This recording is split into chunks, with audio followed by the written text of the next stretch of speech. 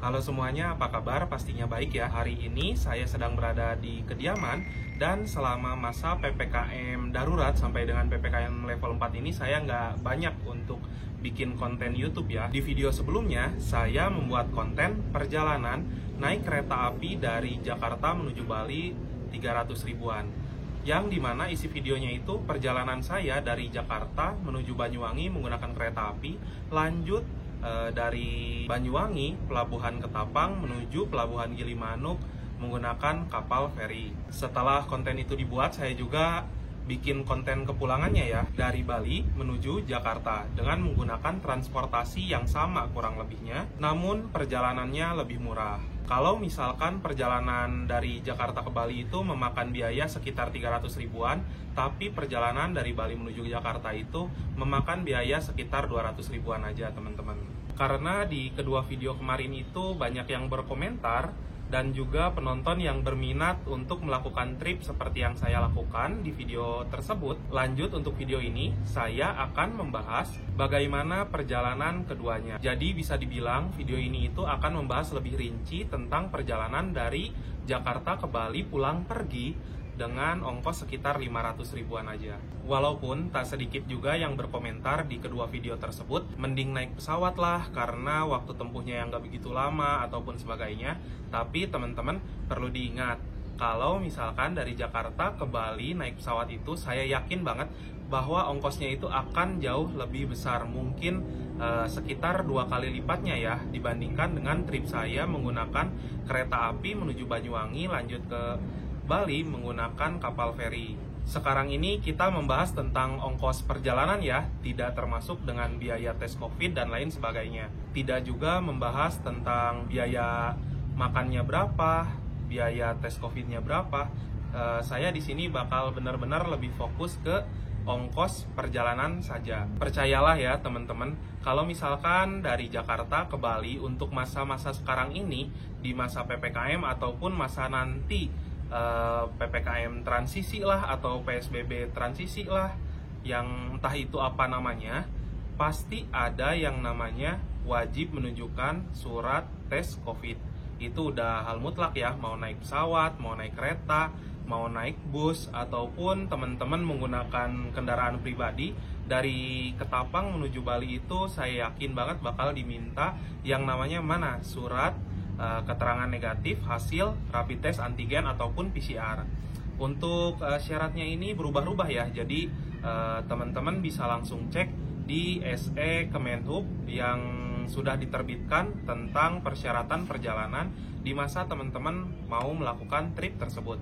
Oke lah, kita lanjut ke pembahasan utama di video ini ya. Pertama-tama perjalanan dari Jakarta menuju Bali, saya mulai dari kota Jakarta, tepatnya di stasiun Pasar Senen. Di stasiun Pasar Senen itu saya melakukan tes antigen. Tes antigen di stasiun Pasar Senen sampai dengan video ini dibuat tanggal 16 Agustus itu harganya Rp85.000. Untuk masa berlakunya sendiri sekarang itu setahu saya hanya 1 kali 24 jam atau 1 hari, sedangkan untuk PCR sendiri waktunya 2 kali 24 jam atau 2 hari. Setelah saya selesai tes antigen dan menunjukkan hasil negatif, perjalanan saya mulai dengan menggunakan kereta api Jayabaya dari stasiun Pasar Senen dengan tujuannya ke stasiun Surabaya Gubeng. Nah, harga tiket kereta api Jayabaya ini sekitar 230 ribuan aja. Untuk harga tiket kereta api Jayabaya itu harganya naik turun ya, tergantung kapan teman-teman melakukan perjalanannya dan kapan juga teman-teman memesan tiketnya. Untuk teman-teman yang mau pesan tiket kereta, bisa cek aja ya situs penjualan tiket online. Kereta api Jayabaya diberangkatkan dari Jakarta itu pada pukul 16.45 dan tiba di stasiun Surabaya Gubeng pada pukul 04.05 di waktu pagi hari atau kita bilang aja ya waktu subuh. Sesampainya di Surabaya, saya lanjut untuk naik kereta api Probowangi. Kereta api Probowangi ini saya naiki dari stasiun Surabaya Gubeng dengan tujuan stasiun Ketapang Banyuwangi. Untuk harga tiket kereta api Probowangi ini hanya Rp56.000 saja dan diberangkatkan dari Surabaya itu pukul 5.30 dan tiba di Banyuwangi pada pukul 12.30. Sesampainya di stasiun Ketapang Banyuwangi, saya berjalan kaki sekitaran 300-500 meter ya. Saya nggak tahu pasnya berapa. Yang pasti jarak dari stasiun Ketapang menuju Pelabuhan Ketapang itu nggak jauh teman-teman. Teman-teman bisa jalan kaki doang, 5 menit pun udah sampai ya ke pelabuhan. Dan untuk melanjutkan perjalanan selanjutnya, saya menyeberangi pelabuhan dari Pelabuhan Ketapang ke Pelabuhan Gilimanuk menggunakan kapal feri. Harga tiket untuk kapal ferinya itu sekitar 8.500-an ya.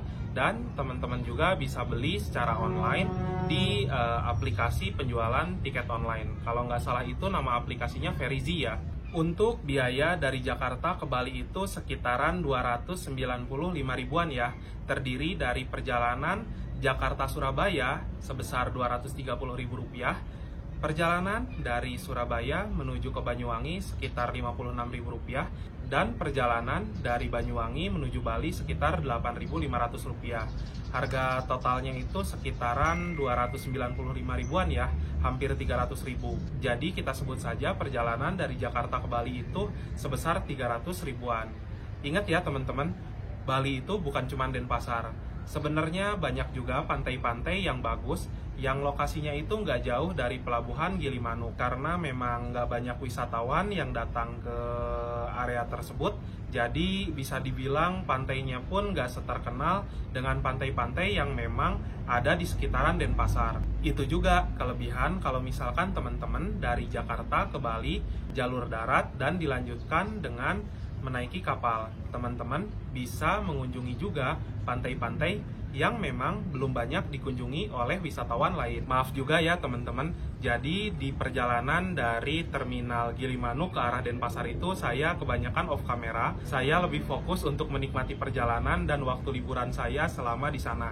Karena pada saat itu benar-benar pertama kalinya saya ke Bali ya teman-teman. Jadi saya lebih fokus untuk menikmati waktu liburan saya dibandingkan untuk bikin konten. Oke lah, kita lanjut lagi ke perjalanan pulang ya.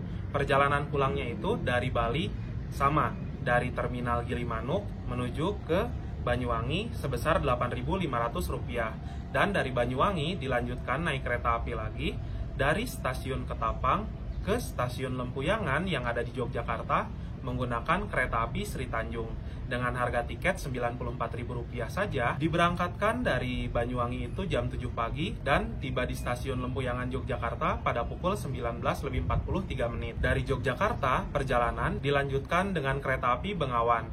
Untuk harga tiket kereta api Bengawan ini hanya Rp74.000 saja dan diberangkatkan dari Lempuyangan, Yogyakarta pada pukul 22.07 dan tiba di Jakarta pada pukul 7 pagi. Nah, jadi kenapa perjalanan dari Jakarta ke Bali itu lebih mahal 100.000 dibandingkan perjalanan pulangnya?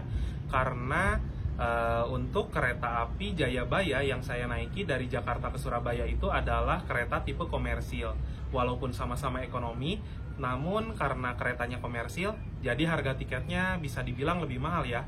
Sedangkan untuk 3 kereta lainnya itu adalah kereta bersubsidi sehingga harganya jauh lebih murah. Jadi kemarin itu ada yang berkomentar juga, "Bang, kenapa nggak naik kereta ini disambung kereta ini untuk dari Jakarta menuju ke Bali?" Bahkan ada juga yang menyarankan sama ya, menggunakan kereta api Bengawan lanjut kereta api Sri Tanjung untuk perjalanan dari Jakarta menuju ke Banyuwangi. Kenapa saya nggak naik kereta api Bengawan dan kereta api Sri Tanjung ke arah Banyuwanginya?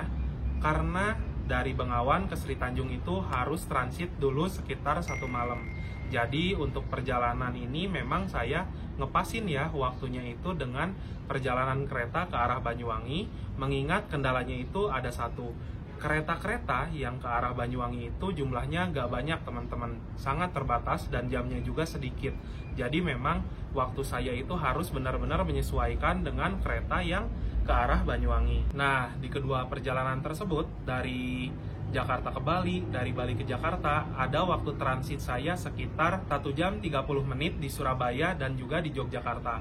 Kenapa saya menyediakan waktu untuk transit sekitar 1 jam 30 menit? Karena saya juga masih mengantisipasi ya keterlambatan kereta api menuju ke stasiun transit itu teman-teman, di stasiun Surabaya Gubeng dan juga stasiun Lempuyangan. Ya, saya rasa 1,5 jam itu aman lah ya. Amit-amitnya kalau misalkan kereta yang saya naiki ke arah stasiun transit itu telat ya. Namun jarang banget lah untuk kereta api telat lebih dari 1 jam itu jarang banget untuk sekarang. Karena memang benar-benar rata-rata perjalanan-perjalanan saya naik kereta api itu kebanyakannya on time. Kalaupun ada keterlambatan nggak lebih dari 30 menit biasanya. Jadi untuk 1 jam 30 menit itu waktu yang memang benar-benar saya rasa aman banget ya. Kalau mungkin teman-teman punya waktu yang panjang untuk liburan, ditambah lagi teman-teman senang menikmati perjalanan, ingin menghemat ongkos sehingga nanti ketika di Bali memiliki uang yang lebih untuk mengunjungi tempat wisata, untuk membeli oleh-oleh, teman-teman bisa banget mencoba trip saya kali ini. Namun tidak cocok ya untuk teman-teman yang memang memiliki waktu yang lebih sedikit atau misalkan hanya punya waktu 3 hari untuk liburan ke Bali. Kalau misalkan ngikutin trip ini itu bakal habis waktunya di jalan. Semuanya balik lagi ke teman-teman. Pengen yang biayanya murah namun waktu tempuhnya yang lebih lama, ataupun mau yang waktu tempuhnya lebih cepat namun biaya ongkosnya yang lebih mahal, itu semua balik lagi ke teman-teman ya. Baiklah, itu saja untuk video ini. Semoga bermanfaat bagi teman-teman yang telah menonton. Jangan lupa like, share, dan subscribe. Kita berjumpa lagi di video-video berikutnya. Bye-bye.